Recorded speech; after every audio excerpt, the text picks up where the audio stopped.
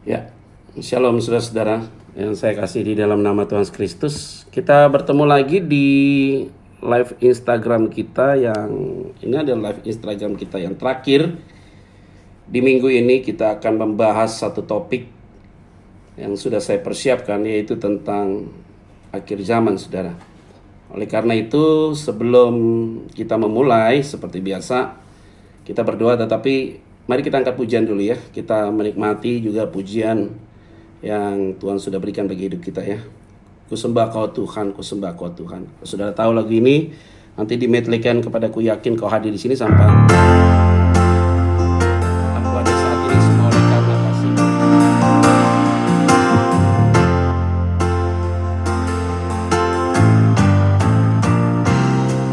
Ku sembah kau Tuhan, ku mengangkat tanganku, selamanya kau ajaib bagiku.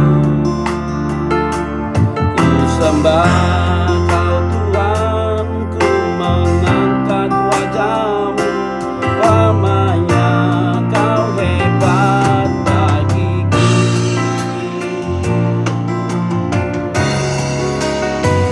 Ku yakin kau hadir di sini, ku rasakan kuasa yang tak terbatas.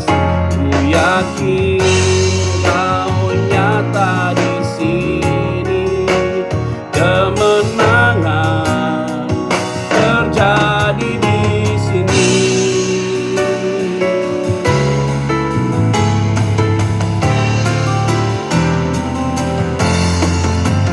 Aku ada saat ini, semuanya karena kasih-Mu.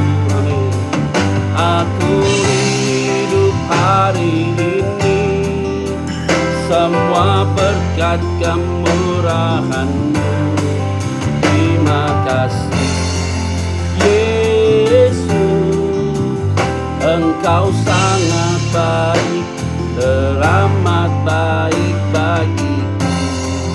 Yesus, Engkau sangat baik, teramat baik bagiku. Terima kasih Tuhan, Engkau baik, Engkau sungguh luar biasa bagi setiap kami. Tak terasa sampai di hari Sabtu ini kami bisa saling berbagi berkat lewat kebenaran firman Tuhan. Oleh karena itu Tuhan, dalam topik yang akan dibahas tentang akhir zaman ini, kami tidak memberikan celah untuk iblis mengganggu kami, baik hamba, baik semua yang mengikuti live Instagram ini. Sehingga siapapun kami yang mengikuti live Instagram ini dalam kebenaran firman Tuhan, semua diprotek oleh Tuhan, ditutup bungkus oleh darah Tuhan. Oleh karena itu kami tidak memberikan celah. Kalau ada perkataan kami, tingkah laku kami, pikiran kami ada yang salah, Tuhan ampuni kami. Sehingga iblis tidak mengintimidasi kami. Kami tolak setiap tipu daya iblis, kami tolak dan kami patahkan dalam nama Yesus. Karena kami tahu hanya lewat kuasa Tuhan kami dapat dimerdekakan. Karena itu ya Bapa, ketika kebenaran firman Tuhan disampaikan, penguraian setiap kasus disampaikan, hamba yakin urapan hikmat wibawa menyertai hamba-Mu. Sehingga semua kami mengikuti live Instagram ini diberkati dan dilawat oleh Tuhan. Di dalam nama Tuhan Yesus Kristus kami berdoa dan mengucap syukur. Haleluya. Amin. Saudara, saya akan matikan komennya dulu karena kita akan fokus dengan kebenaran firman Tuhan. Jadi nanti kalau ada waktu saya akan membuka pertanyaan. Tetapi jikalau saya masih membutuhkan waktu juga untuk menjelaskan tentang akhir zaman ini, maka saya juga akan menambah waktu lebih dari 1 jam. Nanti mungkin 1 jam dia mati, terus kemudian continue langsung live ulang. Tetapi saya akan mempersingkat atau saya akan membuat padat. Saudara, untuk menjelaskan tentang akhir zaman itu tidak semudah atau seperti membalikan sebuah tangan. Tidak, saudara. Karena memang ada 5 masterpiece Allah itu, yaitu masalah pertama, 4 sudah digenapi, yaitu kelahirannya, kematiannya, kebangkitannya, kenaikan ke surga sudah digenapi, tinggal 1 kedatangannya. Sehingga kalau dari 5 masterpiece Allah, 4 sudah digenapi, maka yang 1 pasti akan digenapi. Nah, yang kita mau bicara tentang kedatangannya, ini ada masa-masa akhir zaman, tapi zamannya belum berakhir. Artinya kita ada di penghujung tahun atau di penghujung zaman, saudara. Nah, kapan waktunya itu yang tahu hanya Bapa. Itu jelas di dalam Markus, jelas tentang hal itu. Nah, saudara, kita harus membongkar dulu tentang akhir zaman ini apa, saudara. Nah, kalau kita ngebahas dari beberapa hari di belakang, saudara perhatikan, kita bicara tentang kronologi, cerita tentang tematik-tematik dari Allah menciptakan dan manusia jatuh dalam dosa, terus kemudian bagaimana Allah punya rencana yang besar untuk menyelamatkan manusia berdosa. Sebenarnya ini sudah dimulai, saudara, dari sebuah konspirasi ketika iblis mencoba ingin menjadi Allah. Jadi saya mau kasih tahu dulu modusnya dulu, cara kerjanya. Jadi akhir zaman ini pertentangannya adalah Allah dengan setan. Tetapi Allah dengan setan tidak seimbang sebenarnya, karena Allah selalu ada di atas, setan di bawah. Sehingga iblis ini tidak bisa memerintahkan Allah, tapi Allah bisa perintahkan iblis. Nah, itu beda. Jadi tidak boleh dibuat jadi head to head, seolah-olah sejajar. Tidak, Allah harus di atas. Karena sudah menang lewat kebangkitan. Nah, nanti tanggal 12 April ini adalah Paskah, kebangkitan, hari kemenangan nih, saudara. Jadi nanti Mei itu kenaikan dia ke surga. Nah, memang preparing untuk mendekati Jumat Agung dan Paskah selalu ada peristiwa-peristiwa besar. Dan kalau dalam konteks perjanjian lama, memang sebelum terjadi Paskah di Mesir, maka terjadi tulah-tulah. Oke, saya tidak mau jauh dan kemudian melebar. Saya mau berbicara secara sistematis supaya saudara ngikutinya dengan baik. Saya minta tolong untuk saudara benar-benar memperhatikan ini supaya saudara tidak gagal fokus dan tidak salah menafsirkan. Sehingga tidak menimbulkan sebuah pertanyaan, kegalauan, kekhawatiran, kecemasan, ketakutan. Ingat, Alkitab good news bukan bad news. Kendati yang kita bahas tentang akhir zaman tidak membuat kita jadi takut, tapi justru membawa kita makin kuat dalam Tuhan. Ini yang disebut dengan special election. Orang yang dipilih Tuhan secara khusus, saudara. Oke, lihat baik-baik ya. Jadi sebenarnya peperangan ini adalah iblis, saudara, sedang mencapai atau ingin menggunakan berbagai cara untuk dapat mengambil posisi menggantikan Allah, begitu. Sehingga iblis itu di awal-awal ingin menjadi seperti Allah. Maka dia diusir dari surga, dan kemudian ini malaikat ya, malaikat diusir dari surga, dan dia itu jadi kontra, saudara. Sehingga dia pakai segala cara untuk merusak hal-hal ini, saudara. Nah, dalam perkembangannya, saudara, kalau kita baca di dalam Alkitab, kita udah selalu kebaca nih, di dalam Kejadian pasal yang ketiga itu kan jelas sekali, saudara. Kemarin saya sudah bahas tentang hal ini. Jadi saya akan bahas dari perjanjian lama sampai perjanjian baru, dari Kejadian sampai dengan kitab Wahyu saya akan bahas. Nanti kita akan closing di Efesus pasal yang ke-6. Saudara lihat baik-baik ya. Jadi di dalam kitab Kejadian, kalau kita baca di ayat yang ketiga, saudara, ayat pasal yang ketiga, ayat yang kelima itu jelas di situ. Tetapi Allah mengetahui, kata iblis itu, bahwa pada waktu kamu memakannya, matamu akan terbuka. Ini lihat ya dasarnya dulu nih. Dan kamu akan menjadi seperti Allah, tahu tentang yang baik dan yang jahat. Mulai dengan kalimat kamu akan seperti Allah. Itu dia. Jadi iblis itu, saudara, berupaya, saudara, untuk menciptakan satu kondisi supaya kita tidak percaya kepada Allah yang absolut, saudara. Tetapi dia mau menggantikan Allah yang absolut. Nah, tadinya dia mau ambil peranan itu, saudara, akhirnya dihempaskan. Sekarang dia mengajak ciptaannya Allah itu untuk menjadi seperti Allah. Jahat ini orang. Jahat nih iblis. Jadi dia licik sekali, saudara. Nah, ketika dia mengambil ciptaan Allah itu untuk sebuah satu contoh bahwa kamu akan menjadi seperti Allah. Artinya ini adalah dimulai dengan satu konspirasi yang besar sekali untuk membawa manusia ciptaan Allah itu mau seperti Allah. Itu yang bahaya, saudara.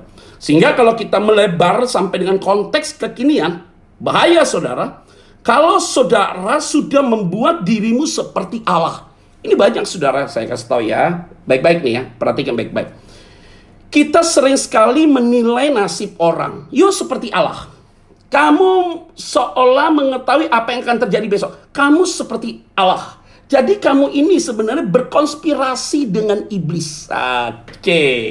Iblis menggunakan saudara untuk saudara menyerupai Allah. Hati-hati loh saudara. Lihat baik-baik ya. Itu berarti jangan sampai salah. Saya ini mengklaim bahwa saya ini adalah Allah. Itu bahaya. Nah, kita lihat nih penyesat-penyesat terjadi. Jadi iblis itu pakai segala cara saudara untuk menciptakan saudara ada satu kondisi yang dibuat oleh dia supaya kita itu sama seperti Allah. Lihat cikal bakalnya dari situ. Maka muncullah ditarik saudara benang merah, muncullah Kejadian pasal yang ke-11. Apa itu? Karena kejadian kemarin kita udah bahas, terjadi air bah karena Allah menyesal menciptakan manusia yang karena mereka melakukan sesuatu yang jahat. Nah di pasal yang ke-11 saudara, Kejadian pasal yang ke-11 itu tentang Menara Babel. Saudara masih ingat itu ya? Lihat baik-baik ya saudara ya. Adapun seluruh bumi, kalimatnya. Ayat pertama. Satu bahasanya dan satu logatnya. Ini bahaya saudara. Kesan yang ditangkap itu bagus. Kita harus ada unity. Satu bahasanya dan satu logatnya. Jadi mereka sedang membangun sebuah mercusuar yang kuat untuk menandingi Allah. Lihat baik-baik ya. Ayat yang kelima. Lihat ayat yang kedua, 5, 3, 4, 5. Maka berangkatlah mereka ke sebelah timur dan menjumpai tanah datar di tanah Sinear. Lalu menetaplah mereka di sana. Kalimat berikutnya yaitu ayat 4. Lihat. Juga kata mereka, marilah kita dirikan bagi kita sebuah kota dengan sebuah menara yang puncaknya sampai ke langit, saudara. Dan marilah kita cari nama, supaya kita jangan terserak seluruh bumi. Nah, ini dia masalahnya. Dia bangun menara itu untuk cari nama segala sesuatu. Nah, saya sudah lihat ada beberapa video yang viral hari-hari ini. Ya, lihat baik-baik ya. Bahwa akan terjadi ini wabah, corona dan segala macam, akan muncul krisis ekonomi, maka nanti akan memiliki pemerintahan tunggal secara ekonomi. Tunggu dulu ya saudara, jangan sampai di situ dulu ya.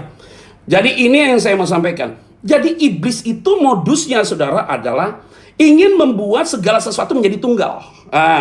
Artinya dia mau buat itu menjadi head to head. Sebenarnya baik saudara, kelihatannya baik. Karena Allah suka dengan sebuah unity. Tetapi Allah itu tahu busuk saudara, bahwa iblis itu menggunakan segala sesuatu sebenarnya tidak tulus. Dia mau pakai itu untuk membuat head to head dengan Allah. Itu yang paling bahaya. Oke, lihat baik-baik.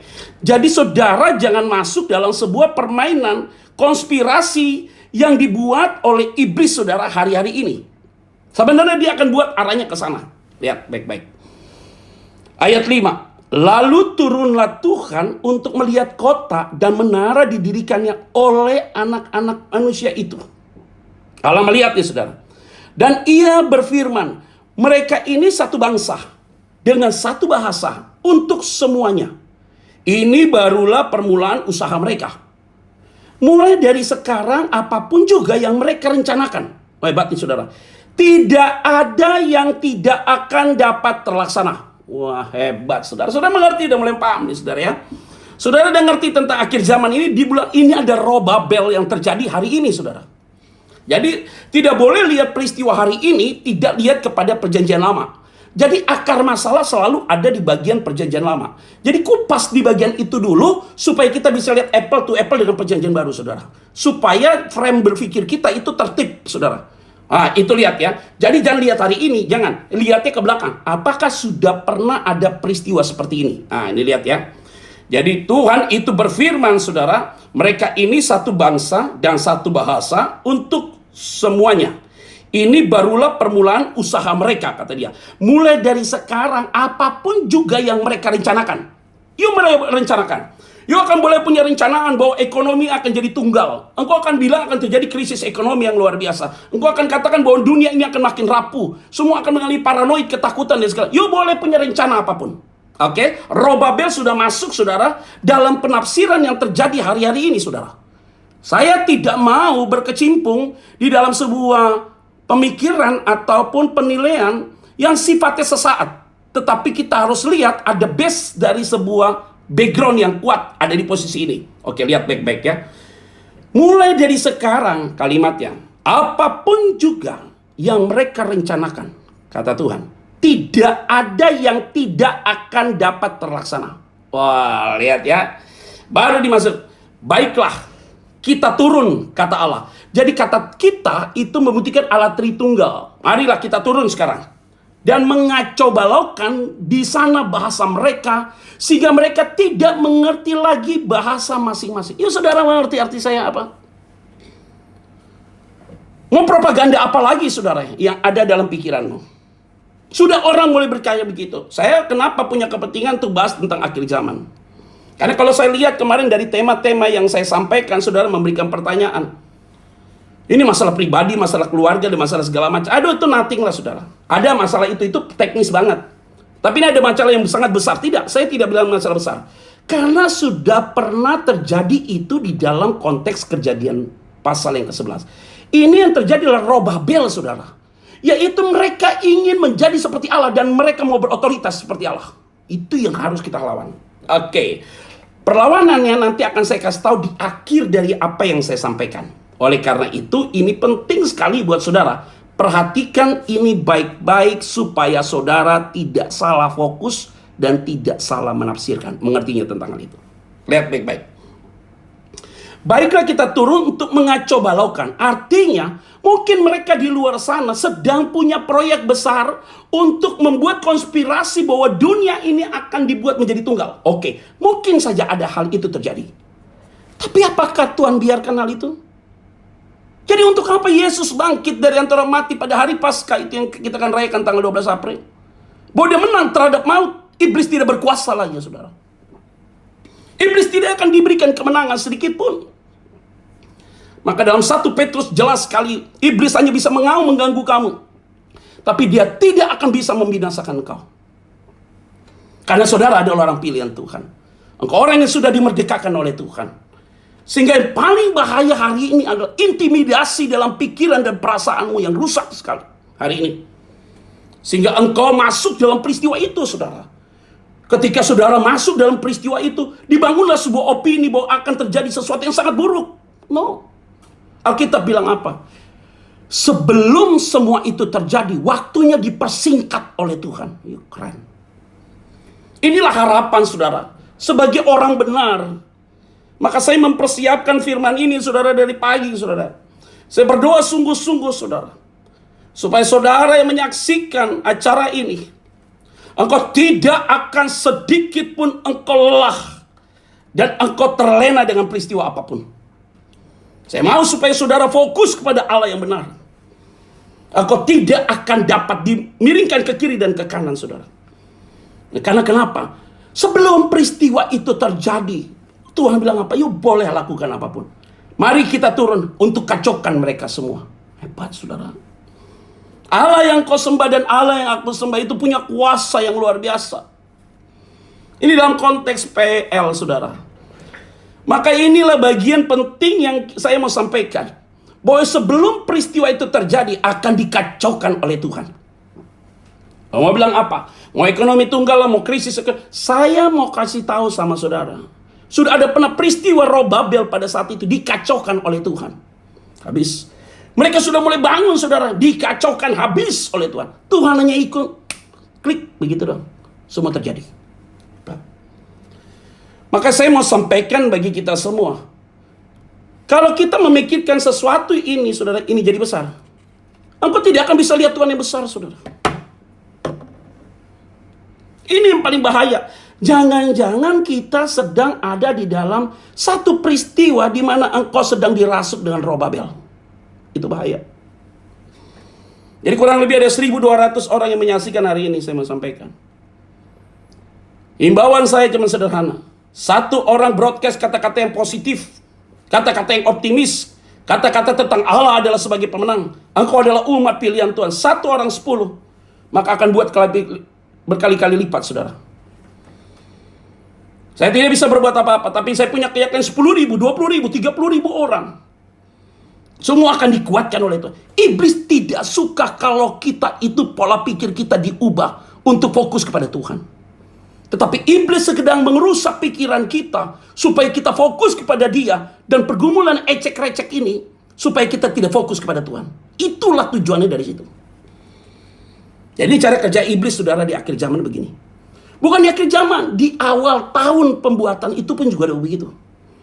Jadi mereka berupaya terus, saudara, mencari perhatian, mencari cara untuk apapun, untuk menghancurkan anak-anak Tuhan. Karena dia benci sama saudara dan saya kalau kita masuk surga. Dia nggak happy sama saudara. Maka dibangunlah sebuah opini, saudara, bahwa akan terjadi sesuatu yang besar. Saya kasih tahu, Tuhanmu sudah lebih besar dari kita semua, dari semua itu. Oleh karena itu, saudara, yang saya kasih di dalam nama Tuhan Kristus, kalau kita mengacu dari perjanjian lama sudah selesai, masuk kita dalam perjanjian baru. Saudara masih ingat tentang Yesus lahir? Waktu Yesus lahir ke dalam dunia, saudara, apa yang terjadi? Sejak bayi, saudara, dia sudah diincar dan mau dibunuh oleh Herodes. Ya, kenapa bisa begitu? Ya, kamu tahu kenapa Herodes begitu? Karena hatinya dirusak oleh setan, saudara. Dia takut dengan seorang bayi, saudara. Dia takut dengan seorang bayi yang bernama Yesus. Karena dia adalah raja orang Yahudi. Paranoid sekali dia. Dia ketakutan sekali. Setan ganggu hati dia. Jadi sudah dimulai. Jadi ketika Allah datang sebagai manusia untuk menyelamatkan saudara dan saya, setan makin gelisah luar biasa sekali, saudara.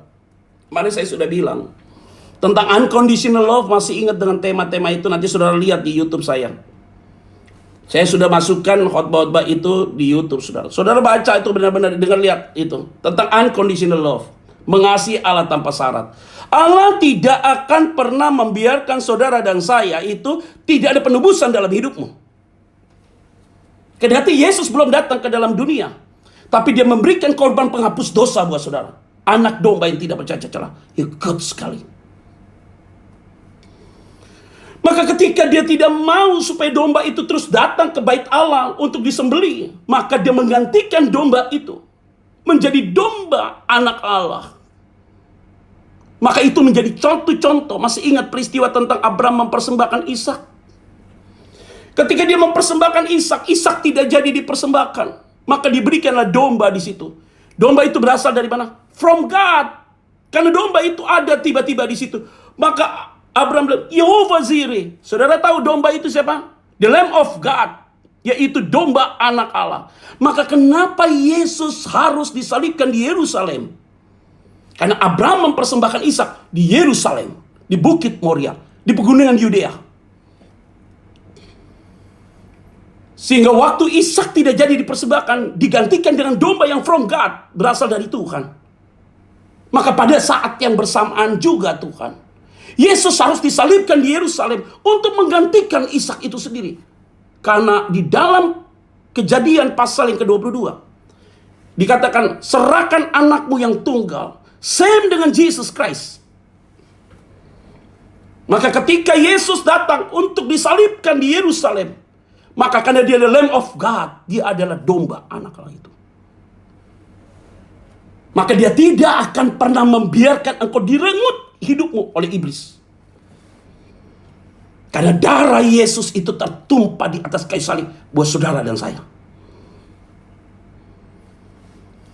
Jadi iblis tidak suka dengan saudara dan saya. Dia tidak suka. Karena dia tidak akan pernah menembus di hatimu. Tidak akan pernah menembus di hati saya. Karena engkau sudah ditutup bungkus oleh darah Tuhan, saudara. Oleh karena itu, saya mau sampaikan bagi kita semua.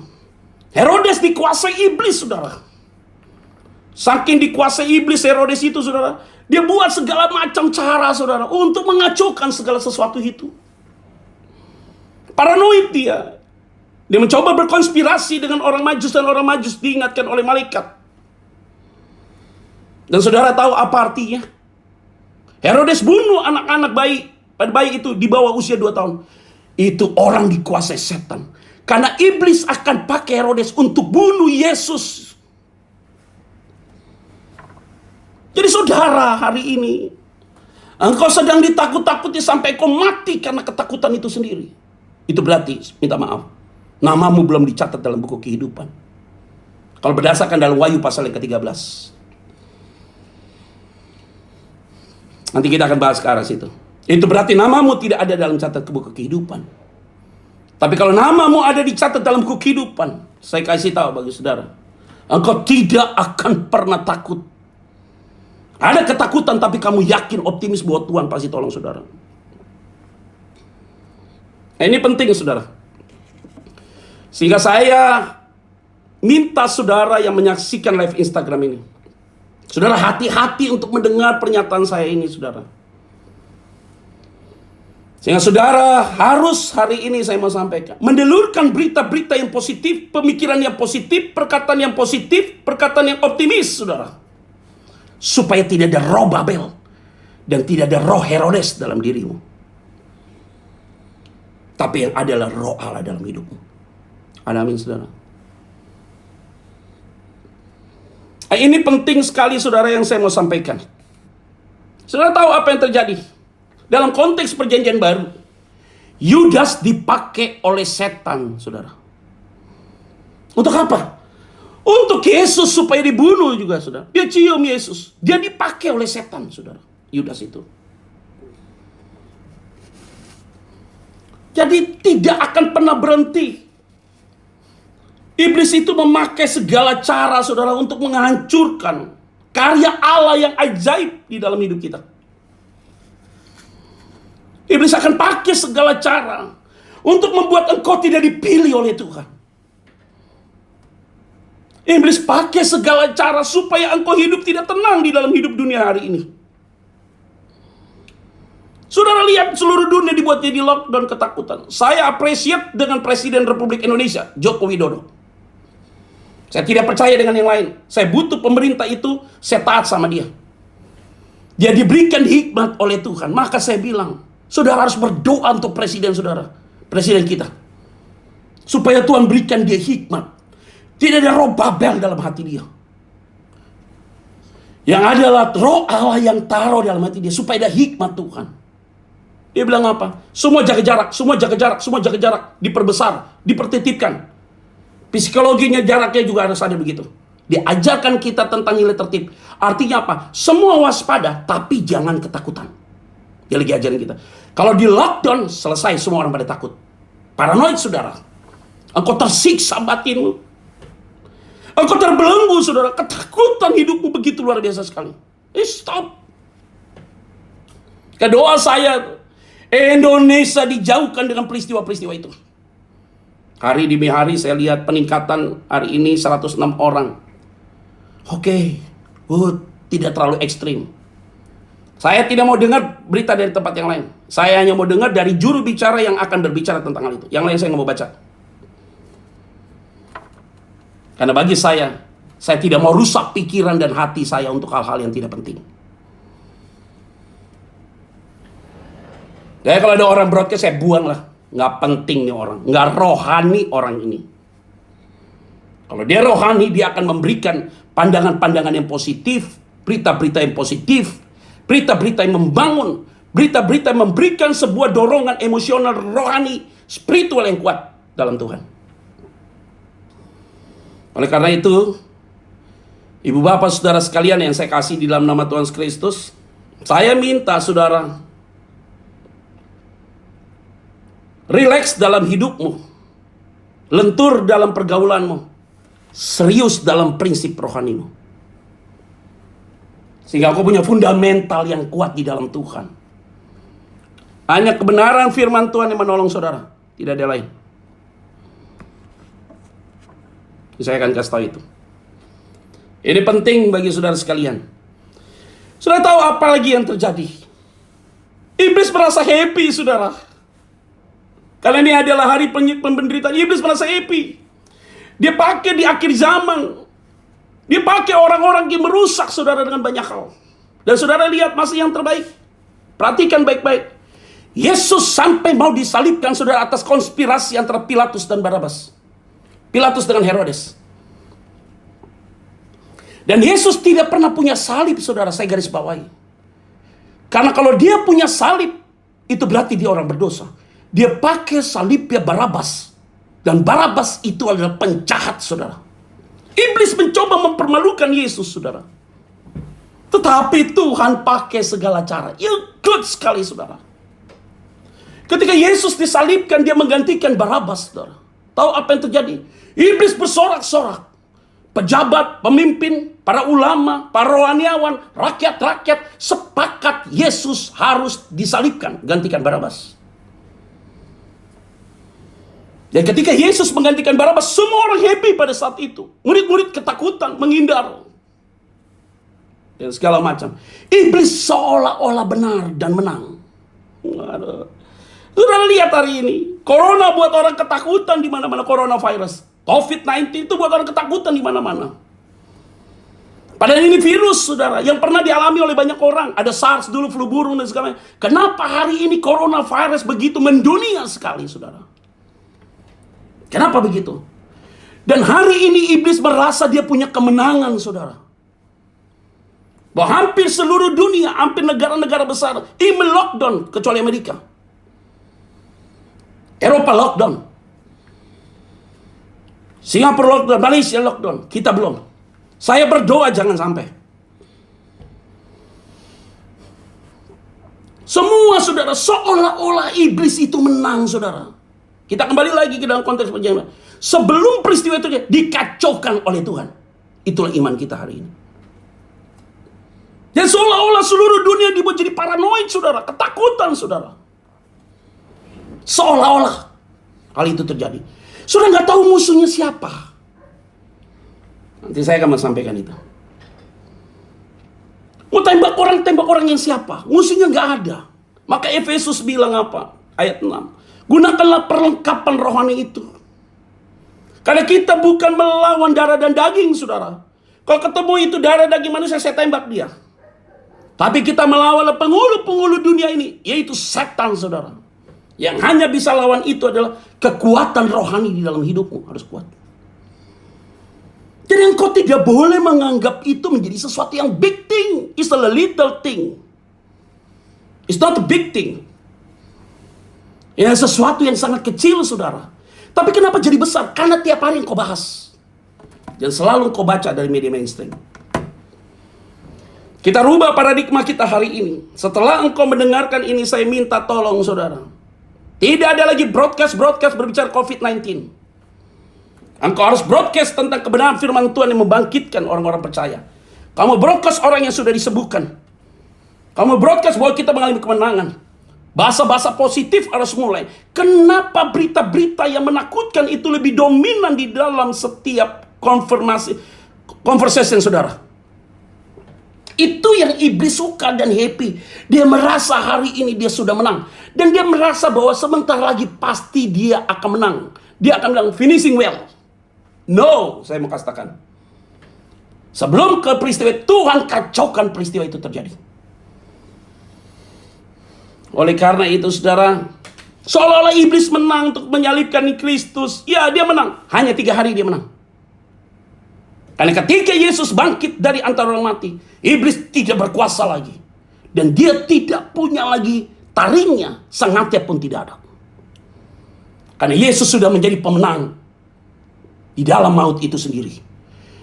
Yesus ada di dalam hatimu, saudara. Yesus ada di dalam hatiku. Aku pemenang, bos, bukan pecundang.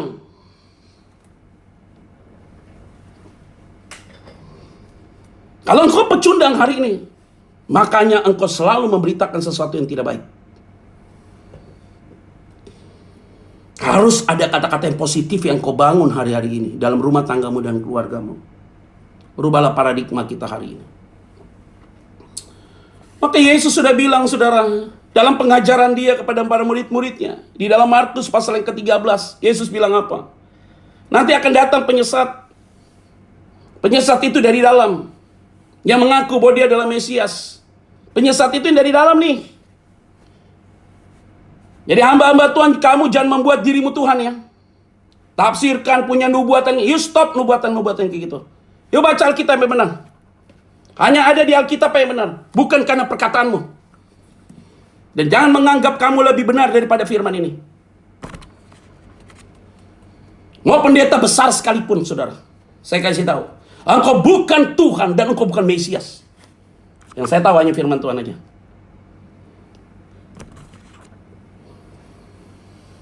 Oleh karena itu hari ini saya mau sampaikan, di akhir zaman kita tidak bisa kompromi, saudara, dengan hal-hal begini.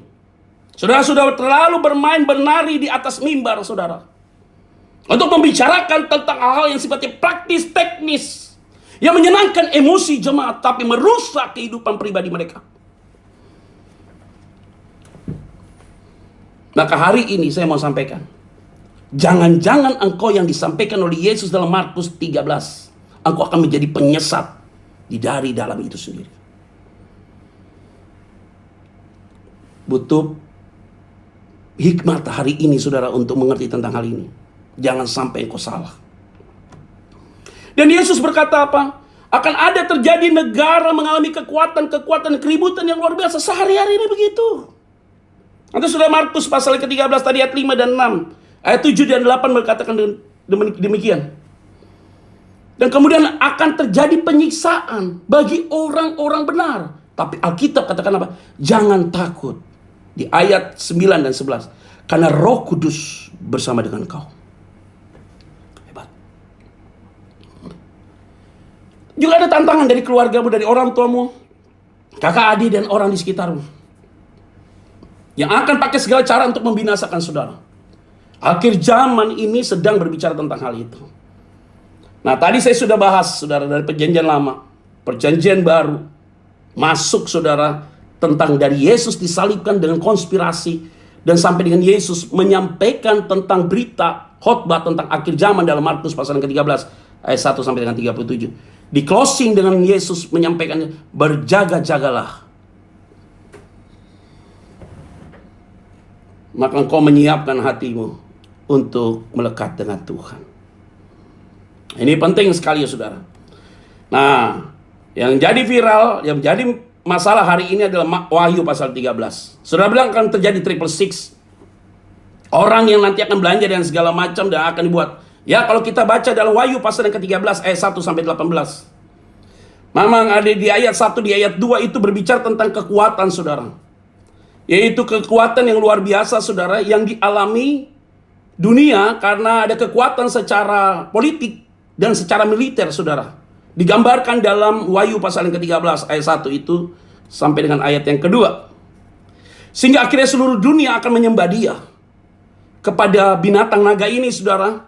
Karena dia punya kekuatan secara militer, kekuatan secara politik, saudara. Sehingga seluruh dunia nanti banyak manusia akan menyembah. Dan siapa yang menyembah itu? Saudara tahu Alkitab itu dikatakan apa? Mereka yang hidup ya belum mengalami hidup baru. Dalam Wahyu pasal yang ke-13. Jadi wajar saja mereka yang tidak dicatat dalam buku kehidupan, yang mereka memang bawanya akan ke neraka, mereka akan datang menyembah orang itu, saudara. Roh itu, pemuja itu, di akhir zaman ini. Dalam Wahyu pasal yang ke-13. Nah, ada kekuatan militer, kekuatan segala macam. Nah, saudara baca lagi, saudara, begitu masif sekali, saudara. Dalam Wahyu pasal yang ke-13, ayat 5, ayat 6. Itu sangat masif sekali, saudara. Penghujatan terhadap Allah itu kuat sekali, saudara. Kita sudah ada kok orang yang menghujat Allah dengan gaya hidupnya dan segala macam. Penghujatan dengan nama Allah. Nanti akhirnya, saudara, dia akan ditemukan ada kekuatan ekonomi yang akan menguasai dunia ini. Dalam kitab Wahyu pasal yang ke-13. Itu yang saudara mau bahas kan? Itu yang saudara ingin tahu kan? Maka firman Tuhan dengan jelas di situ dengan tepat memang dikatakan bahwa memang ada kalimat tadi 666 lah, 6666 itulah.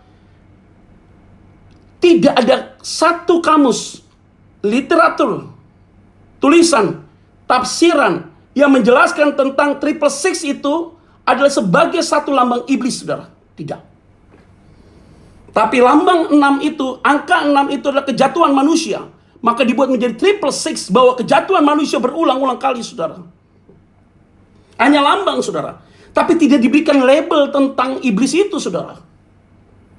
Karena bisa ditafsirkan waktu saat itu seperti kaisaran Romawi, yaitu Nero. Digambarkan seperti Triple Six saat itu. Maka orang pada saat itu kalimatnya itu jelas, saudara. Dan ia menyebabkan sehingga kepada semua orang kecil atau besar, kaya atau miskin, merdeka atau hamba, diberi tanda pada tangan kanannya atau pada dahinya. Dan tidak ada seorang pun yang dapat membeli atau menjual selain daripada mereka yang memakai tanda itu, yaitu nama binatang itu dan atau bilangan namanya. Yang penting di sini ialah hikmat. Barang siapa yang bijaksana, baiklah ia menghitung bilangan binatang itu. Karena bilangan itu adalah bilangan seorang manusia. Dan bilangannya ialah 666. Itu yang selalu diperdebatkan, yang saudara ingin tahu cerita itu. Ini yang saya bilang, saudara. Di dalam nats itu, saudara, masalah membeli dan menjual, tetapi tidak ditulis secara spesifik tentang nas itu, tidak bicara tentang kalau saudara tidak bisa makan. Jadi orang-orang yang hidupnya tidak mengalami pembaharuan, mereka tergerus dengan kehidupan dunia itu, saudara. Sehingga dia terpikat dengan dunia itu, saudara.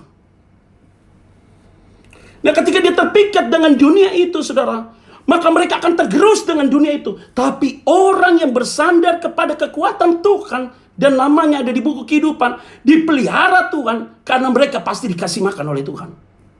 Top. Ayo, you gak usah beli, you gak usah jual, tapi kamu dikasih makan. It's a blessing. Blessing buat saudara dan saya. You're good, saudara. Tuhan itu baik buat saudara dan saya. Jadi apa yang saudara takutkan hari ini? Coronavirus ini sudah dipakai oleh iblis untuk merusak segala sesuatu. Saya sudah kasih tahu mengenai pencobaan dan ujian. Maka peristiwa ini digunakan iblis, saudara. Tapi Tuhan menggunakan coronavirus untuk menguji saudara dan saya. Hari-hari ini, siapa yang bertekun dalam Tuhan, engkau akan diselamatkan oleh Tuhan. God bless. Saya bangga punya Tuhan Yesus, saudara. Maka setiap saya menyampaikan firman Tuhan, ketika saya mempersiapkan poin ini, saudara, dari tadi pagi saya berdoa dan segala macam, saya bersyukur karena Tuhan baik, sangat baik. Alkitab ini yang bisa menguatkan saya. Firman ini yang hanya bisa menguatkan saudara. Kalau saya orang pilihan Tuhan, kamu juga orang pilihan Tuhan. Kau jangan takut dengan peristiwa yang ada di luar, tapi engkau tetap waspada. Tapi hatimu harus teguh dalam Tuhan. Engkau harus kuat dalam Tuhan, saudara, karena ada Kristus di dalam hatimu. Dia tidak akan pernah tinggalkan saudara. Dia berjanji akan menyertai saudara sampai dengan kesudahannya. Dan dia tidak akan membiarkan engkau masuk dalam jurang yang sangat dalam, karena engkau akan diangkat oleh dia. Dia akan memprotek pribadi dan keluargamu. Kemenangan harus terjadi. Jadi kalau terjadi intimidasi dalam pikiranmu, tolak dalam nama Yesus. Itu hanya diperuntukkan untuk mereka yang tidak ada dalam buku kehidupan. Sedangkan saudara tidak begitu. Maka di dalam Wahyu pasal ke-13 dipukul dengan Wahyu pasal ke-14 sebagai sebuah jawaban. Ayat 1-5, anak domba dan pengikutnya yang ditebusnya. Jadi baca Alkitab itu tidak boleh comot satu kalimat itu, saudara. Tidak melihat secara keseluruhan kebenaran firman itu, saudara. Maka di ayat 1 dibilang apa? Dan aku melihat, Wahyu pasal 14, sesungguhnya anak domba berdiri di bukit Sion, Yerusalem. Bukit Zaitun tempat Yesus terangkat ke surga. Maka dilihat di situ ada bait Allah. Bukit Sion dan bersama-sama dengan dia 144.000 orang. Bukan jumlah ini. Ini bicara tentang bilangan yang sangat besar sekali, saudara. Dan di dahi mereka tertulis namanya dan nama bapaknya. Artinya, saudara, mereka pakai lambang apapun tidak pusing. Tapi Tuhan yang sudah menulis engkau di dalam buku kehidupan, maka di dahimu ada nama Yesus. Di dahi saya ada nama Yesus. Maka sudah pasti ada kemenangan. Ada amin, saudara? Saya sangat yakin, saudara, setelah mendengarkan ini, engkau tidak akan pernah sedikit pun cemas dengan apapun juga. Karena Tuhan selalu menjaga saudara dan saya. Di ayat 4, mereka adalah orang-orang yang tidak mencemarkan dirinya dengan perempuan-perempuan karena mereka murni sama seperti perawan. Mereka adalah orang-orang yang mengikuti Allah domba itu kemana saja ia pergi. Mereka ditebus dari antara manusia sebagai korban-korban surung bagi Allah dan bagi anak domba itu. Engkau ada dalam catatan buku kehidupan. Tuhan berkati kamu.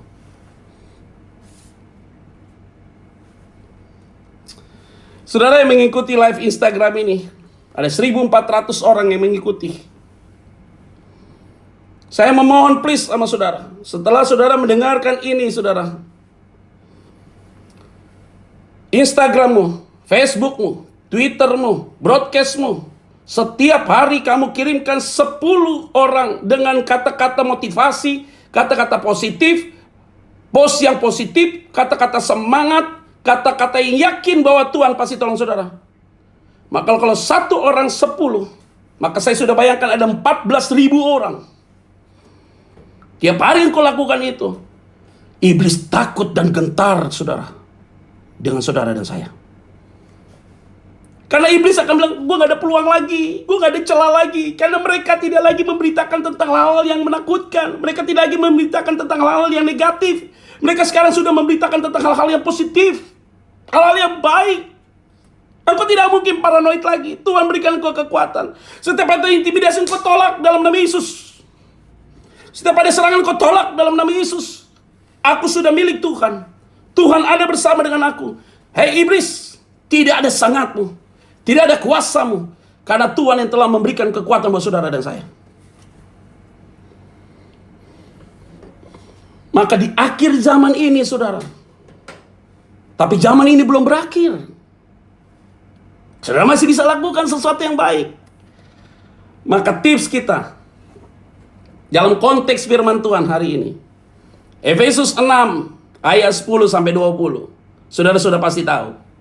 Perlengkapan rohani. Akhirnya kalimatnya ayat 10. Hendaklah kamu kuat di dalam Tuhan. Hebat.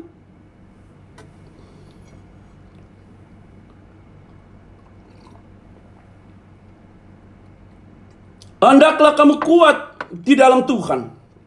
Artinya, saya saudara tidak akan mungkin kuat kalau bukan di dalam Tuhan. Komunikasimu dengan Tuhan, hubungan baikmu dengan Tuhan, pengakuan dosamu dengan Tuhan, kecintaanmu untuk mencintai firman Tuhan, yang membuat engkau kuat sampai hari ini.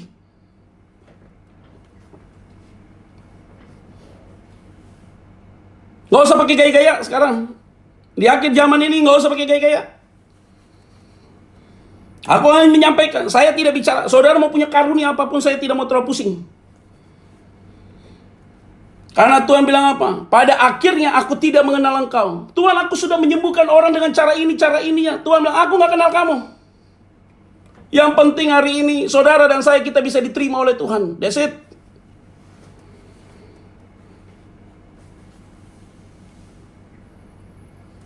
Maka semua yang menyaksikan program ini, kita kuat karena di dalam Tuhan. Ayat 11, kenakanlah seluruh perlengkapan senjata Allah, karena konteksnya adalah Romawi, supaya kamu dapat bertahan melawan tipu muslihat iblis. Jadi saudara tidak mungkin berperang itu tanpa ada perlengkapan, saudara. Kenakanlah itu, baru dikasih tahu, kenakanlah itu, berdirilah tegap, karena orang yang bimbang berdirinya tidak akan mungkin tegap. Dia gampang dibawa arus dengan model apapun. Berikat pinggangkanlah kebenaran dan berbaju jiralah keadilan. Artinya apa? Ya harus bicara apa adanya. Berikat pinggangkan kebenaran dan keadilan. Dan engkau akan menentukan sebuah sikap yang hidupmu dengan baik. Pokoknya saya dan saudara kita banyak dikoreksi oleh Tuhan dengan peristiwa hari ini. Dan berikutnya apa? Kakimu berkasutkan kerelaan untuk memberitakan Injil damai sejahtera itu. Ya harus tulus dalam melayani Tuhan. Memberitakan Injil damai sejahtera. Pak, bagaimana saya memberitakan itu? Saya bilang broadcast, ayat firman, kekuatan, rela saudara. You tulis, berikan kabar-kabar yang positif. Kabar-kabar yang membangun saudara. You good. Kalau kamu lakukan itu masif saudara. Terus tiap hari lakukan itu. Selesai ini kamu lakukan itu masif begini segala macam. Doa saya besok hari saudara, penambahan orang yang kena COVID-19 itu turun, going down terus, going down, dan nyaris tidak ada lagi. Doa saya, selesai April ini semua tidak ada lagi. Itulah doa saudara dan saya. Supaya iblis tidak akan dapat bergaul dengan pikiran saudara. Maka Tuhan yang mengacaukan semua itu. Lewat siapa? Lewat saya dan lewat saudara. Kita sudah tahu cara kerja dia seperti apa. Maka hari ini kita preteli satu persatu saudara. Ini penting saudara, yang saya mau kasih dalam nama Tuhan Kristus. Berikutnya, dalam segala keadaan, pergunakanlah perisai iman katanya. Hebat. Karena perisai iman itu dipegang sebagai topang itu supaya engkau tidak diserang oleh panah iblis itu. Imanmu makin teguh dalam Tuhan. Karena ada penderitaan, imanmu makin teguh dalam Tuhan. Tuhan yang menjaga saudara. Tuhan yang melindungi saudara. Karena imanmu itu teguh karena engkau punya pengharapan yang besar. Saya punya harapan yang besar. Kita berbeda dengan dunia yang ada di negara-negara yang lain di sana. Saya tidak mau melihat bangsa-bangsa itu. Yang saya tahu, di Indonesia, hari ini saya mau sampaikan.